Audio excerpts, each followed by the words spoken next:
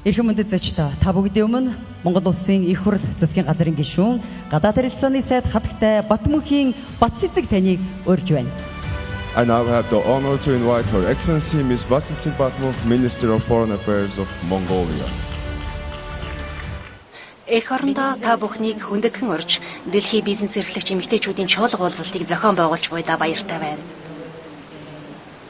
Их түүхийн үлгий болсон манай сайхан оронд та бид нийт эмэгтэйчүүдэд урам зориг өгөх, үр төлөө бий болгох, бизнес эрхлэх өргөн боломжтой нь хөрөнгө оруулах нэгэн үзүүрт сэтгэл нийтлэг зорилгын дор хурамжуулж буйна энэ билээ.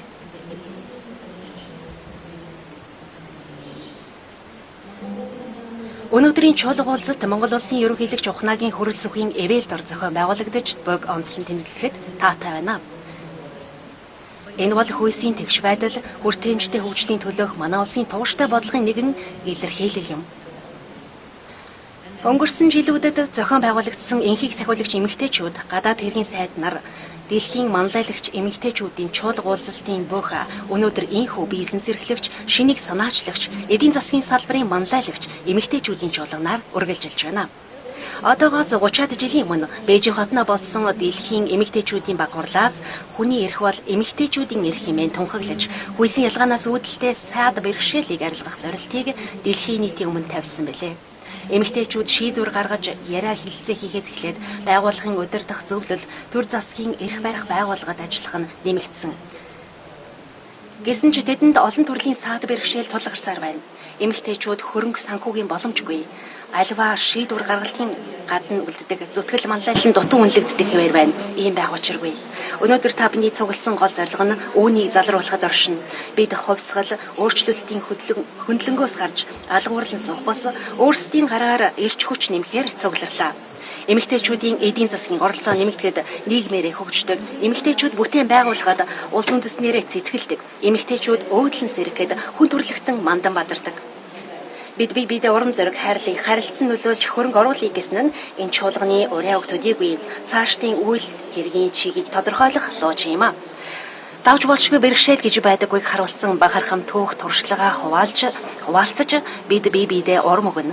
Хэл хязгаар насны ялгааг үл хайхран үзэл бодол үйлдвэрлэлээрээ бид биедээ үлгэрлэн эергээл нүүлүүлнэ. Эмэгтэйчүүд арга туршлагаас эхлээд хөрөнгө санхүү, зах зээлийн мэдээлэлээ хуваалцсанаар бизнес нь амь зогоохтуудын нус ангижирч цэцэглэн хөгжих боломж бүрдэх болно. Энэхүү чуулганы 2 өдөрт та бид өнөө үеийн олон чухал тулгамдсан асуудлыг хэлэлцэх болно.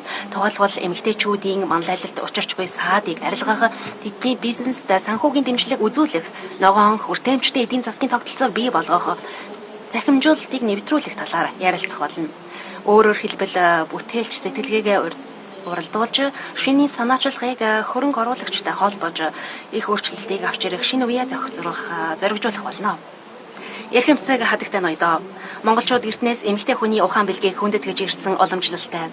Эмэгтэйчүүдийн манлайлал тэгшэрхийн тухай ойлголтыг бид айлаас хайж, алсаас зөөх шаардлагыг харуулсан түүхэн жишээг өгүүлье. Их эзэн Чингис хаан их өөлөн хатныг эдүгээ иргэн санахад олон зууны тэртех аж ахуйн эрхлэгч буюу өнөөгийн ойлголтоор бизнес хадагтай байжээ. Есүхэ Баатар хорлогдсон нас нөхчмөгц хураасан улс нь нүүн одож өвлийн хийг өнчин хэдэн хүүхэдтэй нутагт нь хайжээ. Ачлалт тулах хань хамсаатангүй, адгуулах мал хойгүй, дээшээ тэнгэр хоол доошоо газар хатуу байсан ч өвлөн их өнчин хэдэн хүүхдээ өсгөхийн төлөө өвсний үндэс өрөл мойл түн, үл хоол залгаж, ононгийн уснаас загас барихыг хүртэл заажээ. Тэрээр байгаль их амьдрал тэтгэх өвцтэйг хүүхдтэй мэдрүүлээ зогсохгүй, хожим хэрэг болох олон арга ухаанд сургажээ. Хүүхдүүдтэй эцгийнхэн сүү алдрыг сануулж, эвээтэй нэр төртэй амьдрахын утга учирыг ухааруулжээ. Өөлөн их байгаагүй бол хамгийн захирагч их хаан тэв дамсан эзэнт гүрэн байх байсан эсгийг төсөөлөхөд бэрх юм. Тэрээр оргүйгээс олныг үүсгэж, ор ганцаардлаас орчлон дүүрэх амьдрал цогцлоосон юм. Тэрээр гайхалтай хөдөлмөрч зүтгэлтэй аж ахуйч байсан бөгөөд өнөөгийн хэмжүүрээр бол Монголын бизнес хатагтай нарын анхдагч мөн болов. Эмэгтэй хүн ачааны хүндийг өөрч төр улсыг төвхнүүлж чаддгийг батлан харуулсан нь 100-100-ыг дамжин хоочин бидэнд сургаал болон үлджээ. Өвлөн эгшиг бахархал эмэгтэйчүүд Монголын төвхөнд олон бий. Эцгийнхээ үнэлсэн их бүрнийг залан тохинуулахад Чингис хааны огтч ихээхэн үүрэг гүйцэтгсэн юм. Тэд өргөн удам газар нутгийг захиралцахдаа алс одох худалдааны замыг сахин хамгаалж байсан нь тэв дамнан бараа таваар мэдээлэл дамжих өргөн боломжийг бүрдүүлжээ. Түгээрч зогсохгүй хууль цаазаар шударга ёсыг тогтоож, авьяас чадварыг үнэлж, олон ургалж үзэл санааг дэмжин дэлгэрүүлж байсан нь тухайн цаг үед анхдагч ховор үзэгдэл байлаа. Аян дайны бэрх үед ч эрдэн боловсрал ур ухаан урлаг соёлыг дээдлэн хөгжүүлж байлаа. Их түүхийн эдгээр өв өнөө цагтж өөрийн хэлбэр өвөрмөц онцлогтойгоор үргэлжилж байна. Өнөөдөр Монгол эмэгтэйчүүд нэгдсэн үндэсний байгууллагын цэнхэр дуулан өмсөн хямрал мөргөлдөөнтэй олон газарт инхийг захируулахаар, инхийг сахиулахаар хүчин зүтгэж байна. Төр засгийн удирдах байгууллага, үннийг хамгаалах шүүх, төлөөлөн удирдах зөвлөлгээд шат шатанд Монгол эмэгтэйчүүдийн төлөөлөл бий. Тэд жижиг дундаас эхлээд улс дамнсан бизнесийн байгууллага үүсгэн удирдах байна. Тэдний зүтгэл, зориг, олон зуун нийтгэртэй ононгийн хөвөнөөс амьдралаа босгосон Монгол эмэгтэйн хэс дутхгүй. Амьдрахаа төлөө зүтгэж, өвлөн ихийн домог өнөөгийн Монгол эмэгтэйн зүрхний дуудлага болон үргэлжилж байна. Миний дурдсан энэ жишээг эмэгтэйчүүдийн улс төрийн оролцоо албан тушаалын түвшин төдийгөр ойлгол өрөөсгөл болно.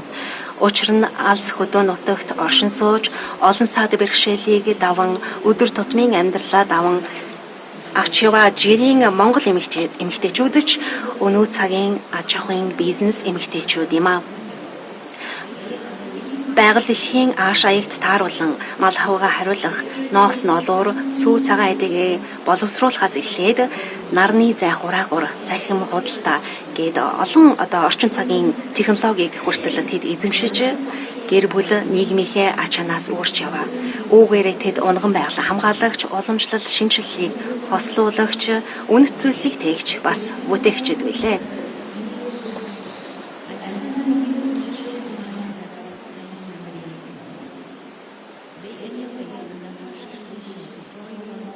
Монголчууд олон мянганы тэртегээс байгаль дэлхийдээ шүтэж уул ус, өв сургамал бүхэн амьтай, эзэнтэй хэмээн сүсгэлдэг.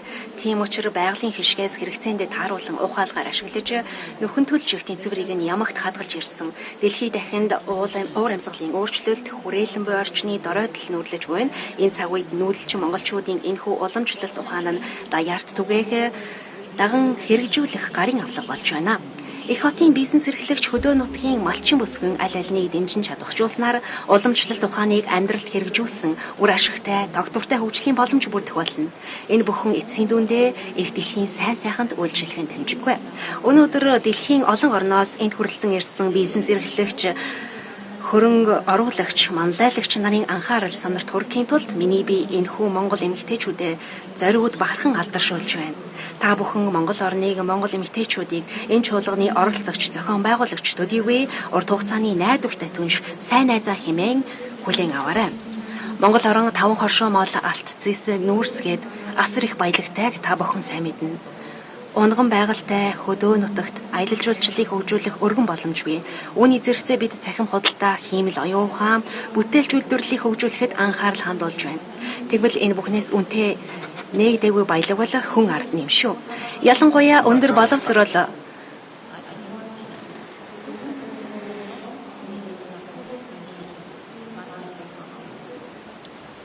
ур чадвар төсвөр төвчээртэй эмэгтэйчүүд нь төрөмөл бизнес эрхлэгчид гэдгийг нь анзаараарай. Монгол эмэгтэйчүүд та бүхэнтэй тууштай нөхөрлөж, түншилж, хамтран хөрөнгө оруулж бүтээж чаднаа.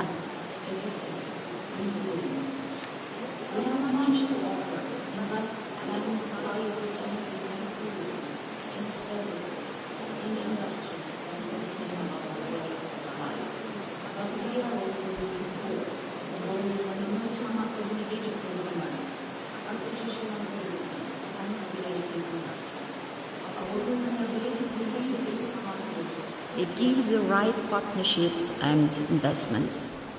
So I urge you, invest here. Монголд хөрөнгө оруулж, Монгол бүсгүйчүүдтэй хамтран ажиллаж, хамтдаа бүтээхийг би уриалж байна.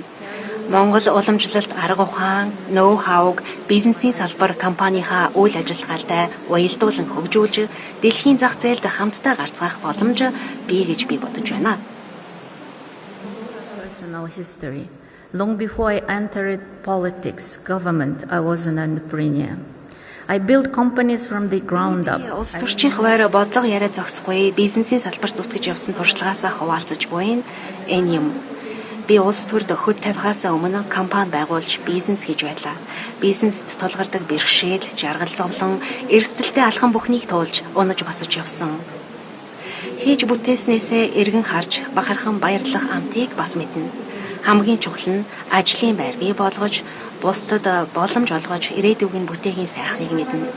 Энэ бүх даваа намайг хатуужуулж, төлөвшүүлж, гадаад харилцааны сайдын хувьд өнөөдрийн хүндэт тэнгэрт үг хэлэх боломж олгосон гэж бодноо. Be standing here before you as Foreign Minister. Ladies and gentlemen, Хүн бизнес эрхлэх нь амьдралаа залгуулах төдийгүй итгэл найдвар хүч чадал хац суулгадаг болохыг ухаарсан билээ. Өөрийн туулсан туршлагатаа тулгуурлан өнөөдөр ийхүү та бүхний өмнө эмэгтэйчүүдэд дэмжихийг уриалж байна.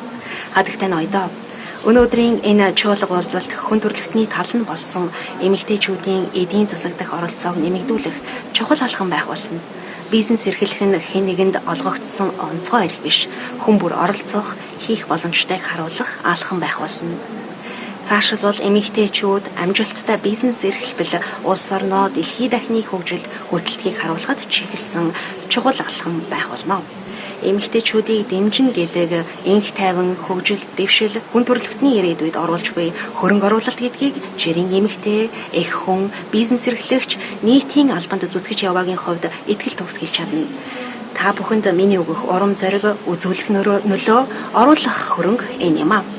Энэ хүү чуулга уулзалтаас олон түншлэл тогтож, олон шин санаа төрж, хүн бүрт хүртээмжтэй, тэг шангалуун амьдрал дэлхийд даяар тогтнохыг хүсэн ёроо. Анхаарал хандуулсанд баярлалаа. Монгол улсын гадаад харилцааны сайд хатагтай Бацэцэг танд баярлалаа. Thank you very much, Minister of Foreign Affairs, Ms. Batsitsig Batmur.